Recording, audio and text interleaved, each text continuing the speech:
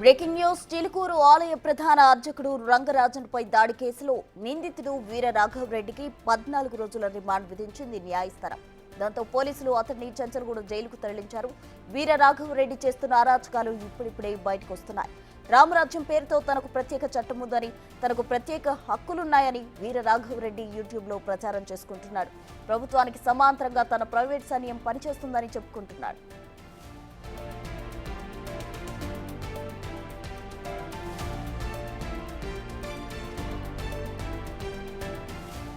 మరోవైపు హిందువులపైనే వీర రాఘవరెడ్డి దాడికి పాల్పడుతున్నాడని హిందూ సంఘాలు ఆగ్రహం వ్యక్తం చేస్తున్నాయి. హిందువుల కోసం కష్టపడి పనిచేస్తున్న రంగరాజన్ పైనే దాడి చేసిన వీర రాఘవరెడ్డి వెనుక ఎవరున్నారో తేల్చాలని డిమాండ్ చేస్తున్నాయి.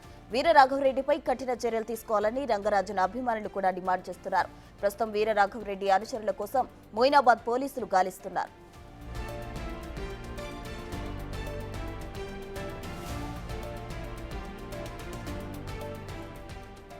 కొవ్వూరి వీర రాఘవరెడ్డి అనే వ్యక్తి గత కొంతకాలంగా సోషల్ మీడియాను వేదిక చేసుకుని కలిలో రామరాజ్యం పేరుతో పోస్టులు పెడుతూ తన భావజాలాన్ని విస్తరిస్తున్నాడు.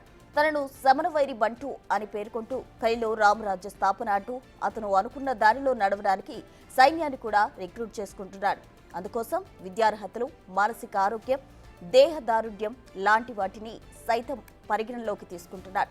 మొదటి విడతగా 5,000 మంది సైన్యం నియామకం కొరకు ప్రకటన చేశాడు. ధర్మస్థాపన కొరకు భగవద్గీత 4వ అధ్యాయం 7, 8తో పాటు అధ్యాయం 18, 17, 43 శ్లోకముల ప్రకారం ఏర్పాటు అయిన రామరాజ్యం కొరకు భారతదేశంలో ఎక్కడైనా పనిచేయుటకు అవకాశం ఉందని, పూర్తి సమయం కేటాయించి సైన్యంలో చేరగోరు వారికి ఆహ్వానం అంటూ సోషల్ మీడియా వేదికగా ప్రకటన ఇచ్చాడు. ఇందుకోసం సైన్యంలో జాయిన్ అయిన వారికి నెలకు 20,000 రూపాయలతో పాటు భోజనం, నివాస వసతి సౌకర్యం కూడా ఉంటుందని తెలిపాడు. అయితే దరఖాస్తు మాత్రం ఫ్రీ అనుకోవద్దు, 350 చెల్లించి దరఖాస్తు ఫీజును పేర్కొన్నాడు. ఇందుకు అఫీషియల్ వెబ్సైట్ ramrajyan.net అని పేర్కొన్నాడు వీర రాఘవరెడ్డి.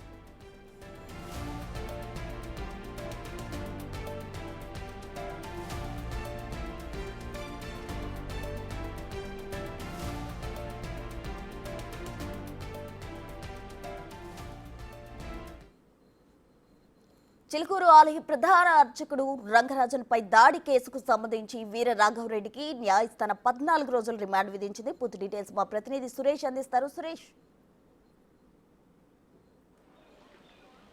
చిలుకూరు బాలాజీ టెంపుల్లోని ప్రధాన అర్చకులు రంగరాజన్పై వీరరాఘవరెడ్డి ఆయన అనుచరులు దాడికి పాల్పడ్డారు. శుక్రవారం రోజు ఇదే టెంపుల్ వద్ద ఈ రూట్ నుండే రంగరాజన్ ఇంటికి బ్యాక్ సైడ్ ఉంటుంది, ఆ ఇంటి వైపు వెళ్ళడం జరిగింది. సీసీ కెమెరాలో కూడా వారు వచ్చిన విజువల్స్ అన్నీ రికార్డ్ అయ్యాయి. అయితే వీరరాఘవరెడ్డి గత కొన్ని సంవత్సరాలుగా సోషల్ మీడియాలో రామరాజ్యం అని చెప్పేసి ప్లాట్ఫామ్ ఏర్పాటు చేసి ఆ హిందువులకు సంబంధించిన గురువులు, స్వామీజీలపైనే దాడులకు పాల్పడుతున్నట్టు హిందూ సంఘాలు ఆగ్రహం వ్యక్తం చేస్తున్నాయి. ఆయన వెనకాల ఎవరున్నారనే దానిపై పూర్తిగా విచారణ చేసి బయటికి తీయాలని చెప్పేసి కూడా చెప్తున్నారు. అయితే విషయం తెలుసుకున్న చిలుకూరు గ్రామస్తులు ఈరోజు ఉదయమే రంగరాజన్ దగ్గరికి వెళ్ళి అసలు ఏం జరిగింది, ఎలా దాడి చేశారు, ఎవరు వచ్చారు, ఎప్పుడు అసలు గ్రామస్తులకి విషయం తెలియదని చెప్పేసి కూడా ఉదయం వెళ్ళి ఆయనని పరామర్శించినట్టు తెలుస్తుంది. ఇక్కడ షాప్స్ నిర్వాహకులు కూడా పెద్ద ఎత్తున ఉదయమే రంగరాజన్ ఇంటికి వెళ్ళి టీవీలో వచ్చిన తర్వాత వార్తలు చూసి తమకు కూడా అసలు వచ్చి దాడి చేసి వెళ్ళిపోయేంత వరకు కూడా తెలియదని చెప్పేసి కూడా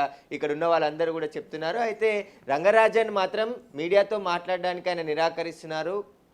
కేసులు కోర్టులో ఉంది కాబట్టి నా పోలీసులు ఇన్వెస్టిగేషన్ చేస్తున్నారు, ఇన్వెస్టిగేషన్ పూర్తయిన తర్వాత దీనిపై స్పందిస్తానని చెప్పేసి కూడా రంగరాజన్ చెప్తున్నారు. కానీ వీరరాఘవరెడ్డి గత కొన్ని సంవత్సరాలుగా 2 తెలుగు రాష్ట్రాల్లో తనకు తాను ఒక రామరాజ్య స్థాపకునని చెప్పేసి తనకు ప్రత్యేకమైన చట్టాలు ఉన్నాయని, ఆ చట్టాల ప్రకారం తాను చెప్పిందే నడుస్తుంది, ఆ న్యాయ వ్యవస్థను కూడా నేను శాసిస్తానని చెప్పేసి కూడా యూట్యూబ్లో ప్రచారం చేస్తూ కొన్ని వీడియోస్ కూడా చేయడం జరిగింది. అయితే మొన్న శుక్రవారం రోజు ఇక్కడికి చిలుకూరు బాలాజీ టెంపుల్కి సాయంత్రం రావడం జరిగింది. ఆ తర్వాత మళ్ళీ మార్నింగ్ వచ్చారు. కానీ ఎప్పుడు దాడి చేశారనే దానిపై స్పష్టత లేదు. మొత్తం వీరరాఘవరెడ్డితో పాటు ఆయన అనుచరులు 20 మంది ఒక బ్లాక్ డ్రెస్ వేసుకొని ఆ పైన కండవ వేసుకొని లోపలికి వెళ్ళి రంగరాజన్ని కలిసి మాట్లాడేది ఉందని చెప్పేసి కూడా మొదట ఆ కుటుంబ సభ్యులకు కానీ ఇక్కడ ఉన్న వారికి చెప్పడంతో లోపలికి అనుమతించారు. కానీ ఆ తర్వాత రంగరాజన్పై దాడికి పాల్పడి ఆ తర్వాత ఒక రూమ్లోకి తీసుకెళ్ళి కింద కూర్చోబెట్టి ఆ వీరరాఘవరెడ్డి ఒక కుర్చీపై కూర్చొని ఒక భగవద్గీతలోని కొన్ని శ్లోకాలు చదువుతూ తనకి రంగరాజన్కి ఏమీ తెలియదు అని చెప్పేసి కూడా నువ్వు మారాలి, ఆ ఉగాది వరకు మీకు టైం ఇస్తున్నాము, ఉగాది లోపు మారకుంటే మేము చేయాల్సింది మేము చేస్తామని చెప్పేసి కూడా బెదిరింపులకు పాల్పడిన వీడియో అంతా కూడా నిన్న సోషల్ మీడియాలో చక్కర్లు కొట్టింది. కాబట్టి పోలీసులు కేసు నమోదు చేశారు, వీరరాఘవరెడ్డిని అరెస్ట్ చేశారు, ఇంకా ఆయన అనుచరుల కోసం గాలిస్తున్నారు. అయితే భక్తులకు కూడా నిన్న టీవీలో చూసిన తర్వాతే రంగరాజన్ పైన దాడి జరిగిందని తెలుసుకొని కొంతమంది చిలుకూరు బాలాజీ టెంపుల్కి వచ్చే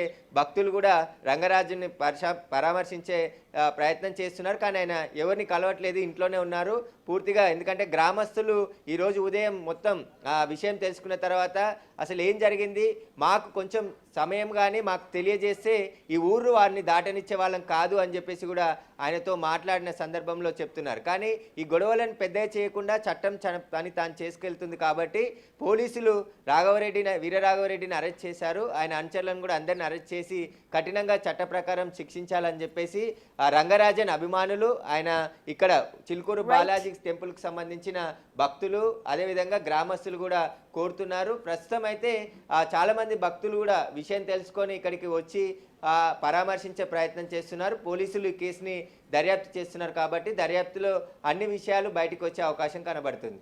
right, thank you Suresh. Ikshvaku వంశీయులు ఏ గోత్రాలు ఉన్నారో తెలియదు, క్షాత్రం కలిగిన వారు మీ పరిధిలో ఎంతమంది ఉన్నారో తెలియదు. వైశ్య పరంపర 44వ శ్లోకంలో చెప్పిన వైశ్య కృషి గోరక్ష వాణిజ్యం మీ ఆలయం